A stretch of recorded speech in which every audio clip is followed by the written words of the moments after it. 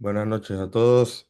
Eh, Bienvenidos a una sesión más, en este caso la sesión número 7 del curso de arbitraje para árbitros de baloncesto.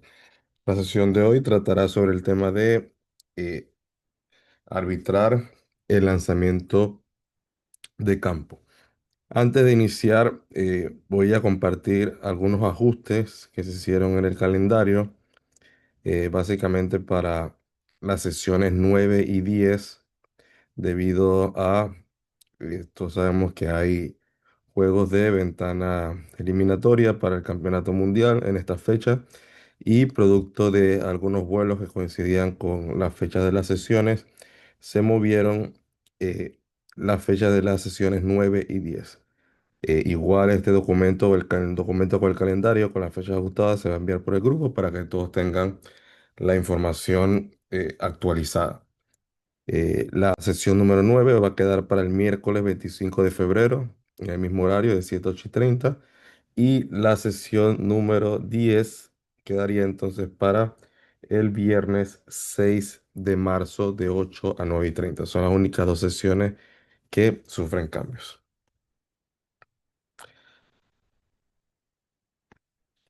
Como mencioné, el tema de la sesión de hoy se llama arbitrar el lanzamiento de campo y corresponde a toda la técnica principalmente que debemos emplear al momento de arbitrar un lanzamiento de campo. Ya vemos el lanzamiento perimetral, ya sea de 2 o 3 puntos que tengamos frente a nosotros. Sabemos que el lanzamiento es la jugada más común en el juego y implica la aplicación de una técnica para poder estar atento y tomar decisiones correctas en cualquier situación que ocurra durante un lanzamiento. El tiro perimetral en el juego actual, básicamente este es un cuadro, por decirlo estadístico. La mayoría de acá que está involucrado de una u otra forma con el deporte eh, tiene alguna idea de lo que un cuadro estadístico se refiere, que lleva, por decirlo así, un conteo de todos los lanzamientos que se toman durante un juego, ya sea de 2 puntos, 3 puntos y de tiros libres. Y aquí tenemos un ejemplo, esto si no me equivoco, hace unos 2 o 3 años, de un juego de categoría adulta en un torneo internacional, en donde se lanzó básicamente casi la misma cantidad de 3 puntos que de 2 puntos. Se lanzaron 40 intentos de 3 puntos y 45 intentos de 2 puntos. Esto es por parte de un equipo durante un juego completo. Entonces, básicamente el equipo lanzó la mitad de los tiros de la línea de tres y la otra mitad desde dentro del perímetro, ya sea cerca del cesto o inclusive en el área perimetral. Esto implica que eh, nuestras acciones ante este tipo de situaciones tienen que ser bastante específicas porque ocurren una gran cantidad de tiempo, una gran cantidad de momentos durante el juego y es importante que al momento de arbitrarlo, cuando digo arbitrar es ver todo lo que ocurre durante el lanzamiento para sancionar si ocurre una violación o una falta durante el mismo. Un aspecto que nos va a ayudar, y esto ya es un tema que va a ser tratado más adelante durante la fase continua, es el scouting, que es básicamente el análisis un tanto general de cómo juegan los equipos a los que vamos a arbitrar. Independientemente del nivel, obviamente entre más alto es el nivel, más detallado es ese análisis. Sin embargo, con conocer cuáles son los buenos tiradores de un equipo, cuáles son los equipos que juegan prácticamente 4 o hasta 5 jugadores en el perímetro y se pasan la bola, siempre hacen un pase extra para buscar el tiro abierto. Estos aspectos un tanto generales de un equipo me pueden ayudar para estar preparados básicamente para cuando ocurran esos lanzamientos, principalmente de los jugadores que preveemos que son los que van a estar lanzando con mayor frecuencia. Cuando nos referimos a eh, arbitrar el lanzamiento de campo, nosotros aplicamos y en el manual de técnicas individuales que le pudieron dar una revisada para la sesión anterior, indicamos que este tema iba a ser tocado en una sesión completa debido a lo detallado del mismo. Y en el manual se habla del protocolo 1, 2, 3, que es básicamente como lo conocemos, para arbitrar el lanzamiento de campo. Y dicho protocolo hace referencia a, uno, todas las situaciones que ocurren con las manos. Dos, todas las situaciones que ocurren con el cuerpo. Y tres, eh, todas las situaciones que ocurren cuando ese lanzador está regresando al suelo, hasta el momento de que coloca ambos pies en el suelo, obviamente cuando se habla de un tiro en suspensión, un jugador que salta para lanzar. Eh, yo preparando el material y el contenido, hace algún tiempo agregué un aspecto previo a ese 1, 2, 3 que es de tanta importancia como el 1, 2, 3 en sí. Y es como yo, como árbitro, dentro del cuadro, voy a prepararme para estar a una distancia adecuada y dentro de lo posible, de forma detenida o parado antes o justo antes que se tome ese lanzamiento. ¿Y por qué esto es tan importante como lo otro? Porque esa distancia y esa posición me va a ayudar a identificar todo lo que ocurra con las manos, el cuerpo y los pies del lanzador de una mejor forma. Voy a tener un mejor ángulo y voy a tener entonces la posibilidad de ver la jugada de una mejor forma. Recordamos que cuando hablamos de situaciones de contacto, hacíamos referencia a el criterio, que es si ocurre esto, hay que marcar esto, si ocurre esto, hay que marcar esto.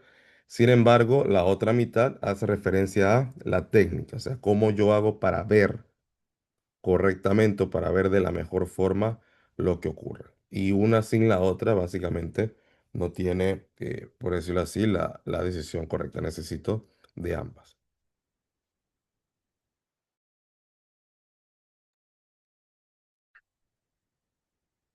Cuando hablamos de crear distancia y detenernos, es intentar crear distancia a una posición cómoda para arbitrar.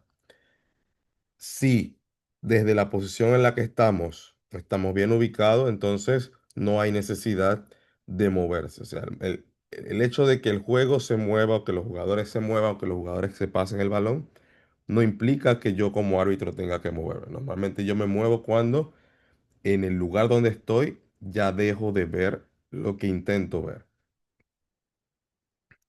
Y tratar, y este ya es un punto más complicado, de detenerme antes de que inicie la jugada. Eso hace referencia a voy a tratar de buscar una posición antes de que inicie la acción de tiro o inicie el lanzamiento que estoy arbitrando. Y esto va a depender mucho con la dinámica del juego y va a haber veces que va a iniciar el lanzamiento y yo estoy en movimiento tratando de mejorar mi posición. Eso no implica que yo no esté bien. Sin embargo, cada vez que tenga la posibilidad de crear esa distancia o ubicarme en una mejor posición antes de que se tome el lanzamiento, sería más positivo.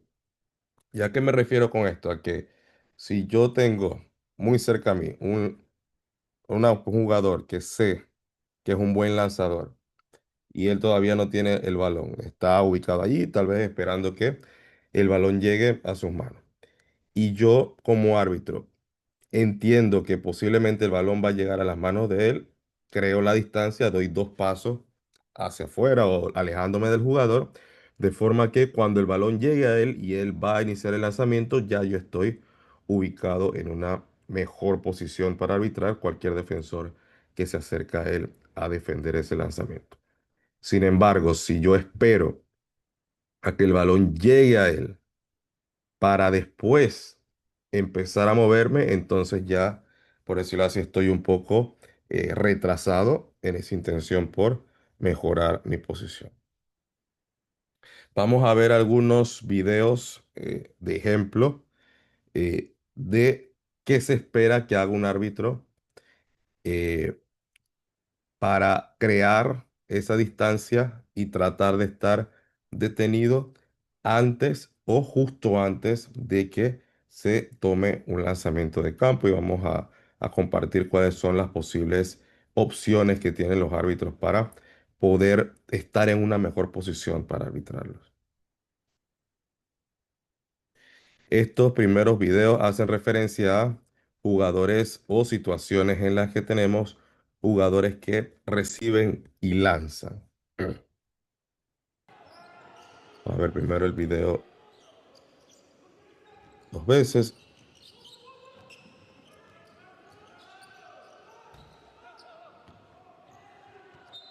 una vez más.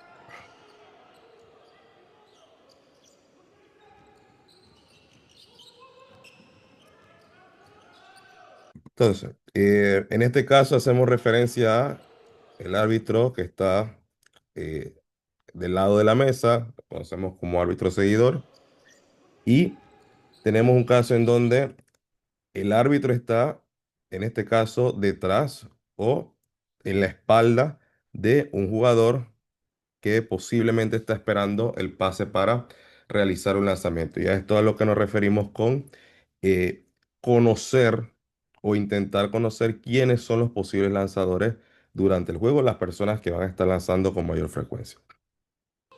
Si yo identifico que este jugador es un posible lanzador, intento como árbitro, ya sea moverme hacia abajo de la línea lateral, que es lo más recomendable. Siempre lo más recomendable es mantenerse conectado a la línea lateral en lugar de entrar mucho en la cancha. ¿Por qué?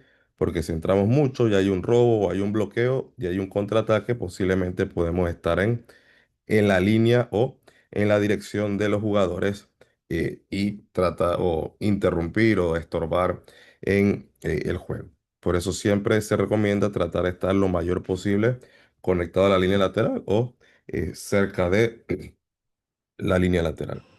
Entonces, en este caso, tenemos un ejemplo en donde se va a tomar un lanzamiento y el árbitro está completamente detrás del jugador que está lanzando. Si el contacto es muy claro, posiblemente el árbitro desde esta posición pueda ver si hay un contacto en las manos o con el cuerpo, que en este caso están bastante lejanos, o con los pies al momento de que el jugador regresa al suelo. Sin embargo, desde esta posición, si el contacto no es tan claro, la jugada no es tan clara, se hace un poco más complicado. Y al final del día, lo que intentamos es estar en una posición que nos permita ver la jugada de la mejor forma. Entonces tenemos que, independientemente de el lugar hacia el que nos vayamos a mover, ya sea hacia adentro, en este caso no es recomendable hacia adentro, sino hacia abajo, la idea es estar en una posición que cuando el defensor se acerque al lanzador, tenga un mejor ángulo para arbitrar la jugada. Vamos a ver un segundo ejemplo.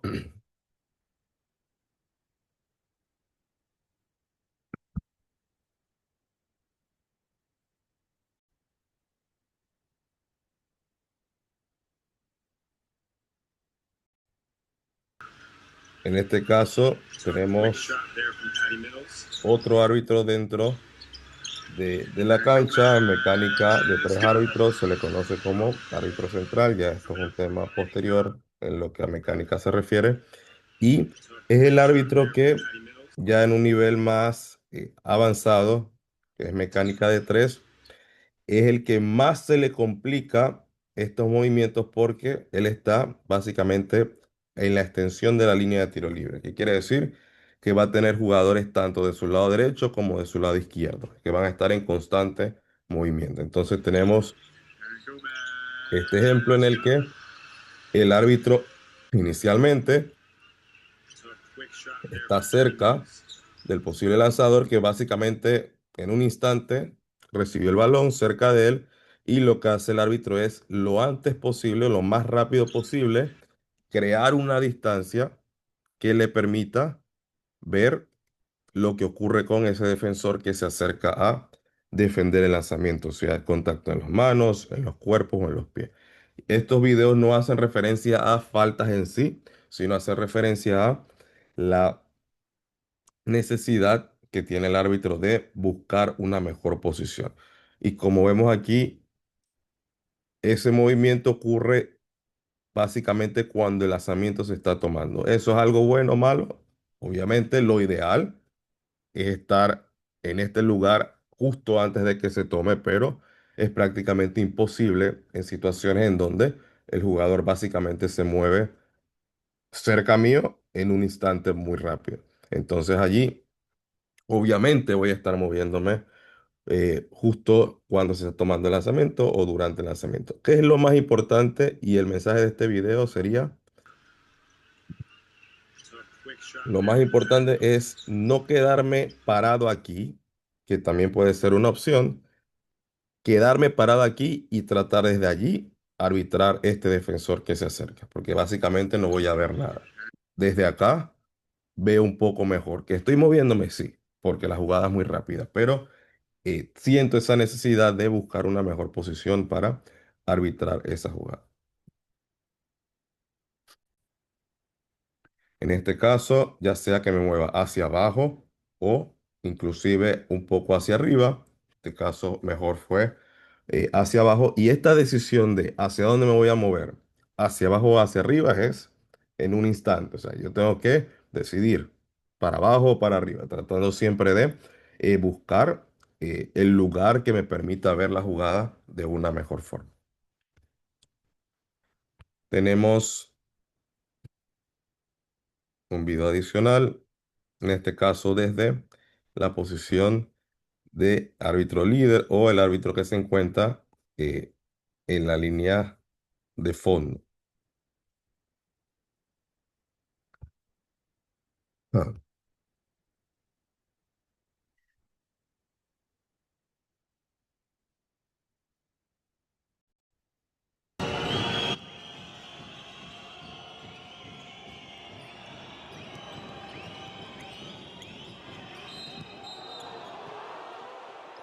En este caso, eh,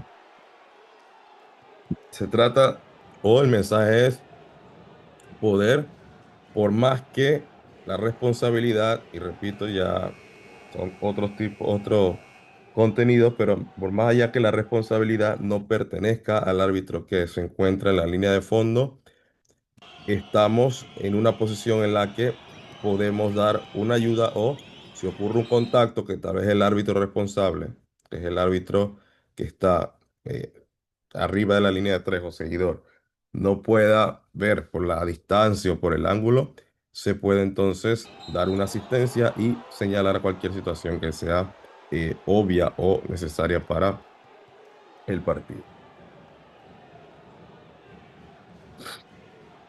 Ah.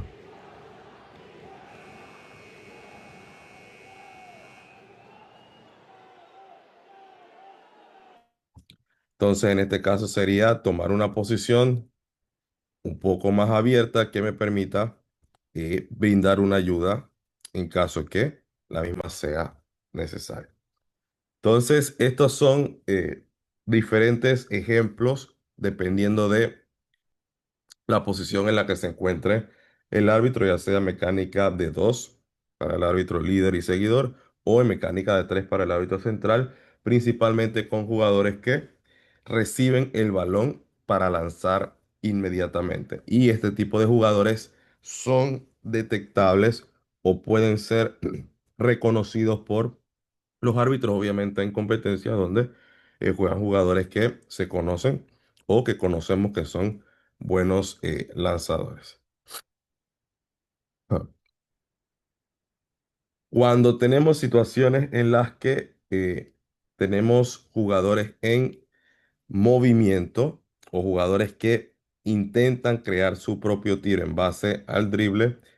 También tenemos la necesidad, en el caso de los árbitros, de, dependiendo del movimiento de esos jugadores o hacia dónde se dirigen para buscar ese lanzamiento, yo como árbitro de la misma forma trato de crear esa distancia para estar en una buena posición o una mejor posición para poder arbitrar el mismo. Una vez más.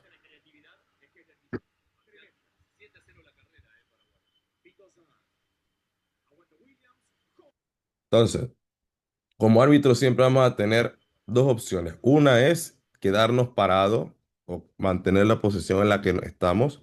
En este caso sería quedarse o mantenerse en esa posición. Y la otra es, en el caso de que yo sienta que en la posición en la que estoy no voy a ser capaz de ver este defensor, porque al final del día la intención es buscar al posible defensor que sea el que va a venir a contestar el tiro, porque él es el que posiblemente sea infractor en caso de que se penalice una falta personal. Si desde la posición en la que estoy considero que no va a ser fácil ver ese defensor, entonces creo una distancia que me permita ir a una posición que tenga mejor ángulo o mejor posibilidad de juzgar lo que ese defensor vaya a hacer.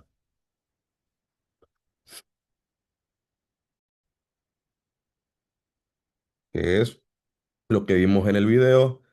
Estoy acá, posiblemente veo que se va a tomar un lanzamiento y desde la posición en la que estoy va a ser complicado porque puedo que quede en línea. Cuando hablamos de quedar en línea es que quedamos justo en la espalda del lanzador y ver lo que hace esa persona que viene desde enfrente es un poco complicado. Finalmente, cuando tenemos situaciones de transición o que vamos de un lado del, de la cancha hacia el otro, entonces como árbitro tenemos que igual tratar de ir lo más rápido posible para estar detenidos al momento que vaya a iniciar un lanzamiento y poder entonces aplicar el protocolo que vamos a mencionar en unos minutos.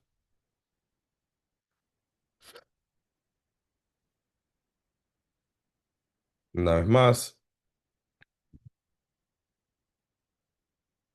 Inicia la transición, tenemos el árbitro, en este caso que va de línea de tiro libre a línea de tiro libre, tratando de ubicarse para que cuando se vaya a tomar el lanzamiento él sea capaz de estar detenido y luego ver o juzgar lo que el defensor hace con las manos, con el cuerpo y finalmente con los pies del jugador que está lanzando.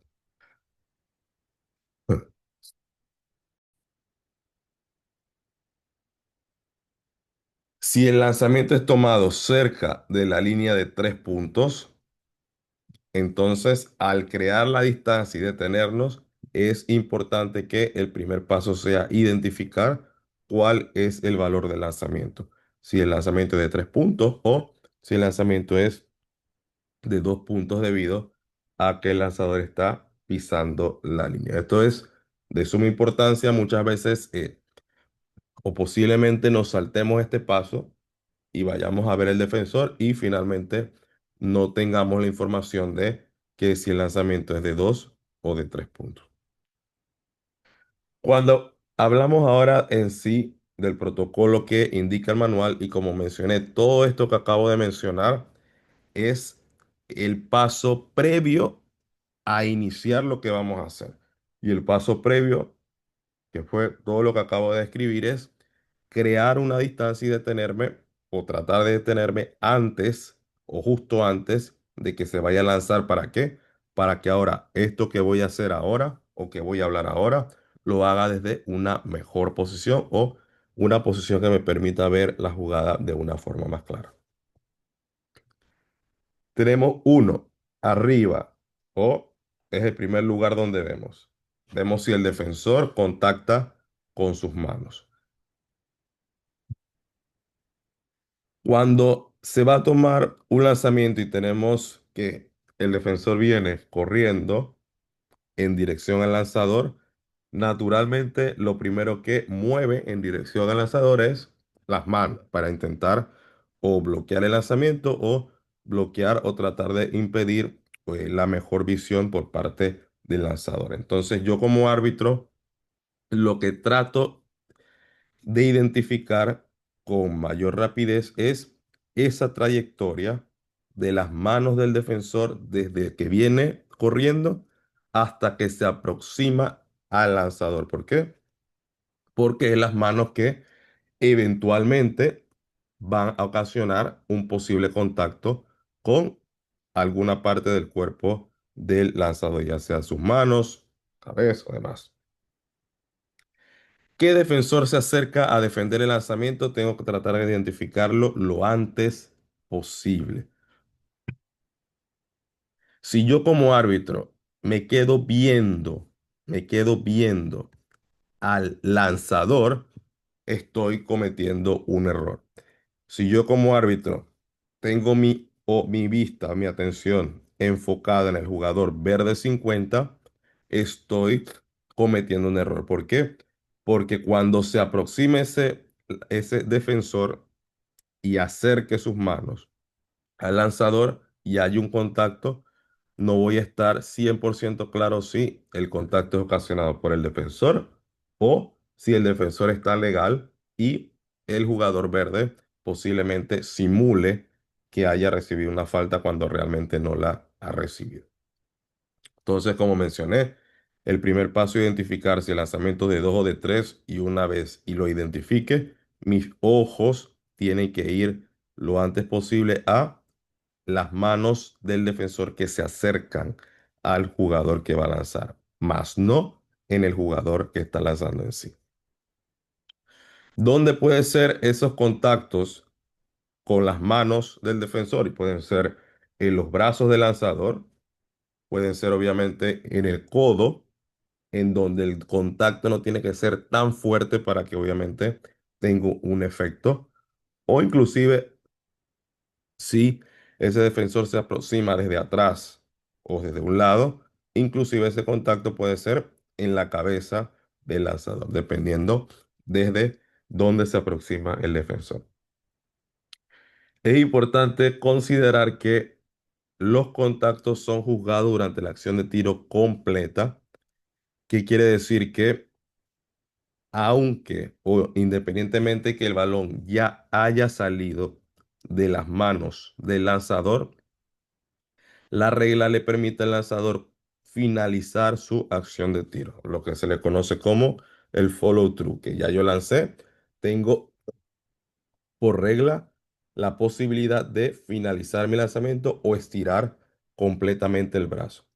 Si algún contacto ocurre después que el balón ha salido, pero antes de que yo haya finalizado la extensión o la acción de tiro, también se considera que es una falta durante el acto de lanzamiento.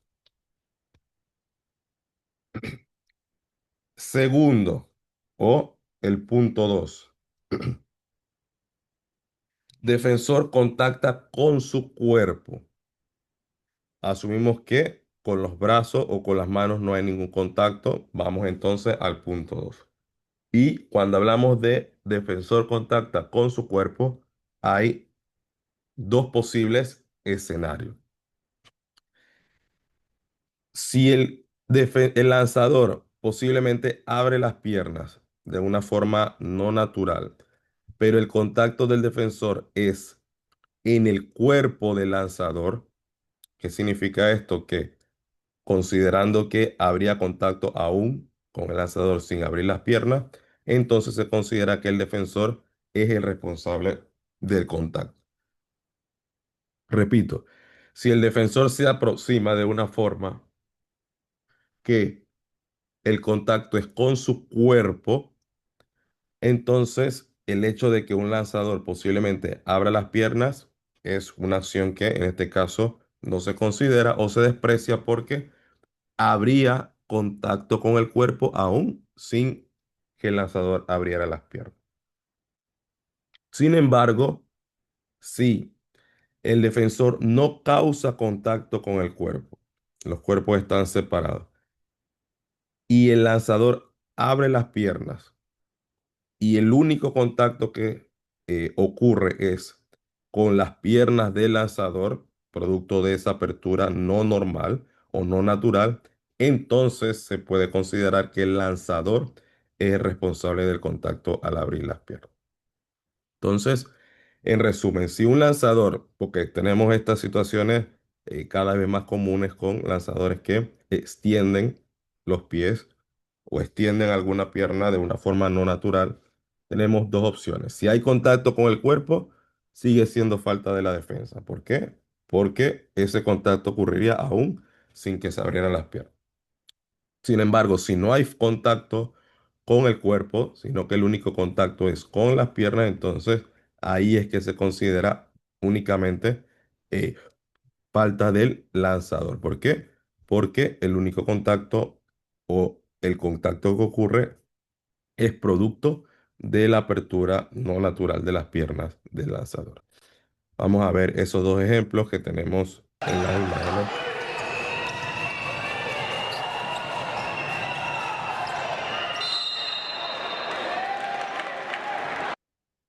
más. El defensor se aproxima primero con los brazos, no hay contacto con las manos, sin embargo, él salta hacia adelante y produce un contacto con el cuerpo del lanzador rojo número 3. Cuando hablamos cuerpo, hablamos básicamente desde la parte de la cintura o el pecho hacia abajo.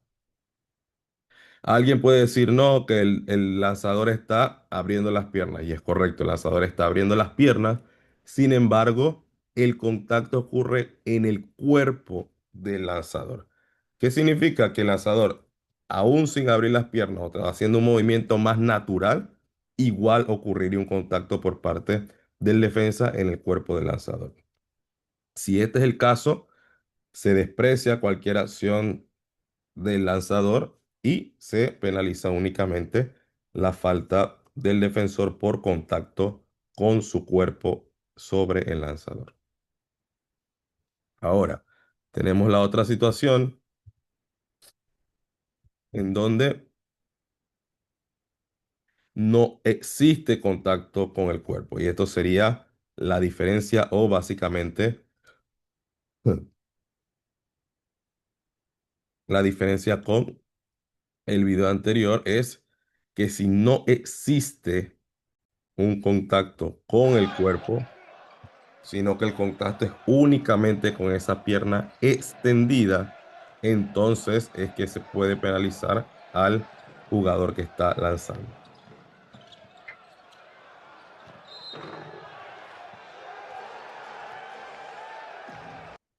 Vamos a ir a la repetición acá.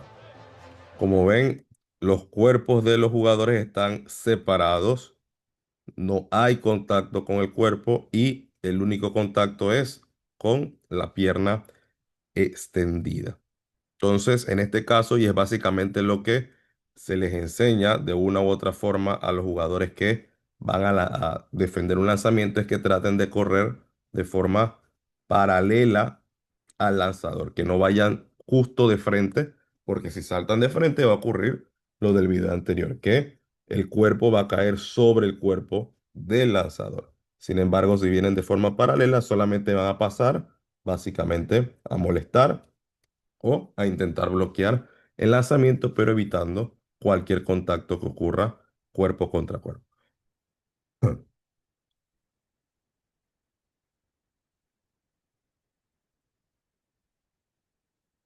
Seguimos con la presentación. Vamos ahora finalmente a cuando el defensor contacta con sus piernas o pies.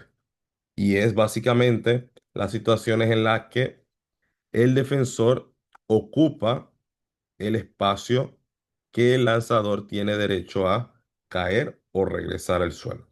Dice, el lanzador tiene derecho a caer en el mismo lugar desde el que saltó o en otro lugar si antes de saltar el mismo no estaba ocupado por un oponente.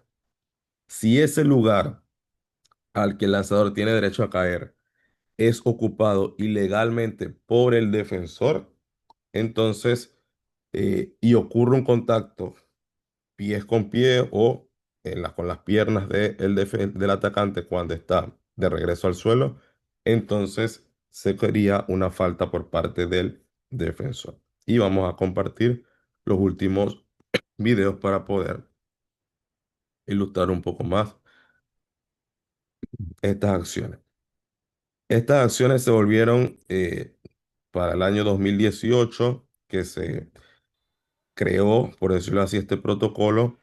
Importancia porque básicamente los árbitros, cuando se tomaba el lanzamiento, arbitrábamos las manos, pero cuando el balón era lanzado, seguíamos con los ojos o con la visión la trayectoria del balón hacia el cesto y no manteníamos nuestra visión con el lanzador hasta que regresara al suelo. Y hubo varias situaciones como la que se va a presentar en el video de defensores que se aproximaban de una forma que ocupaban ese espacio que el lanzador tenía por derecho a caer y ocurrían lesiones básicamente en los tobillos del lanzador al caer sobre el pie del defensor.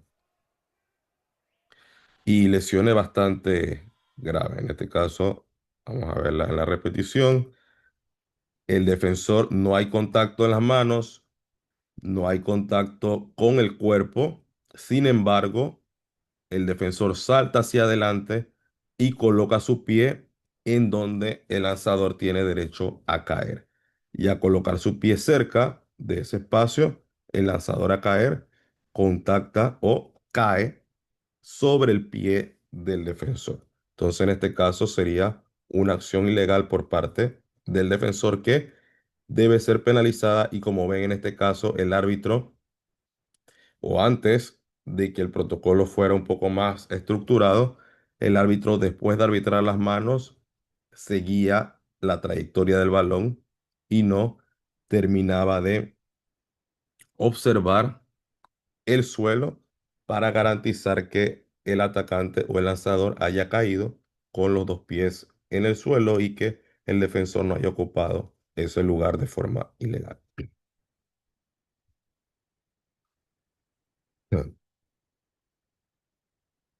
Siguiente video.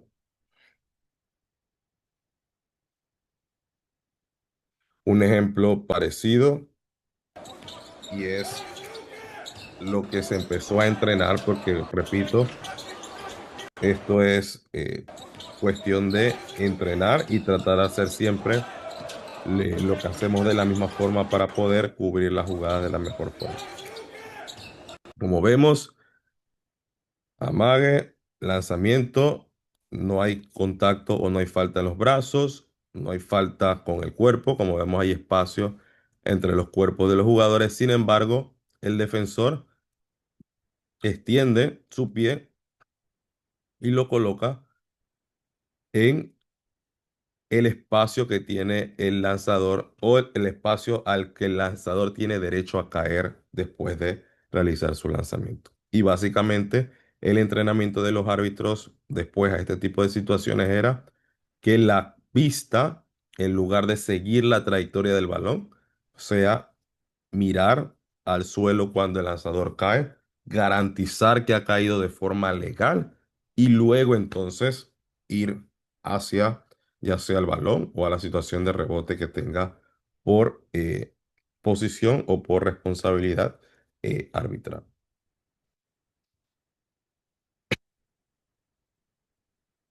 Último video.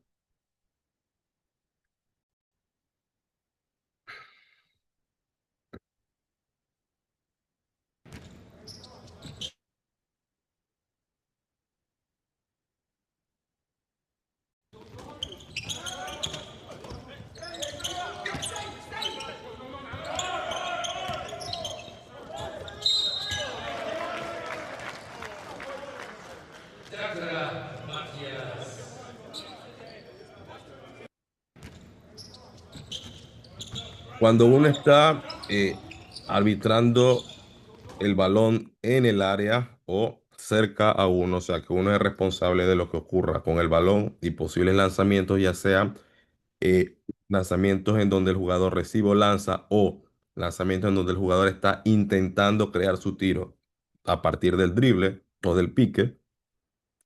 Vamos a ver en esta acción diferentes movimientos que se están realizando con el propósito de estar en una posición adecuada por si ocurre el lanzamiento.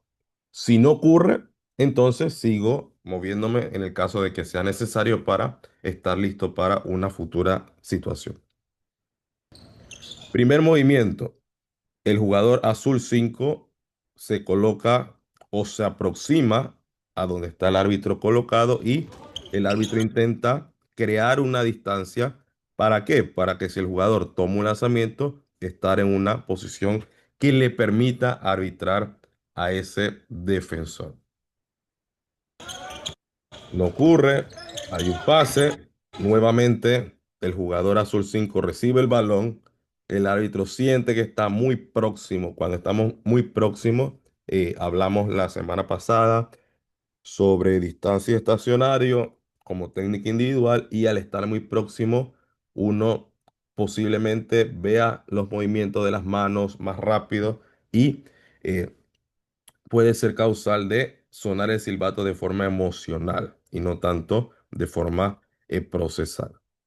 Entonces, nuevamente creo una distancia. Cuando hablamos de crear una distancia, no tiene que ser 5 o 10 metros. Uno, dos pasos hacia afuera permite crear una perspectiva mejor de lo que puede ocurrir en la defensa contraria. Finalmente, se va a tomar un lanzamiento de campo a partir del drible.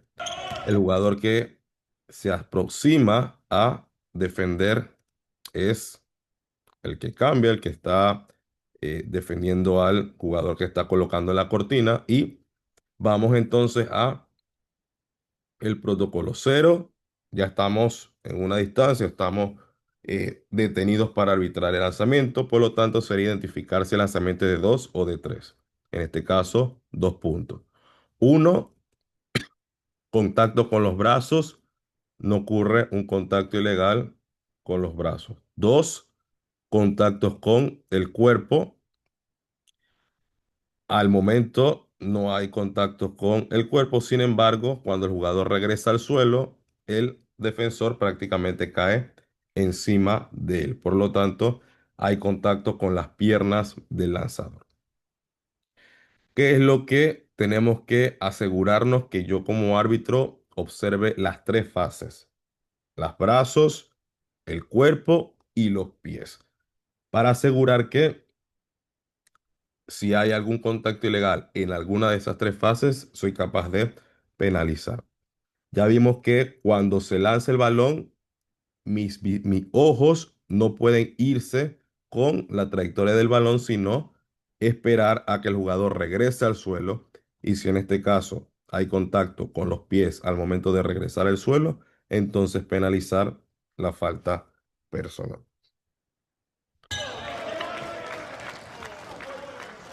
Una vez más,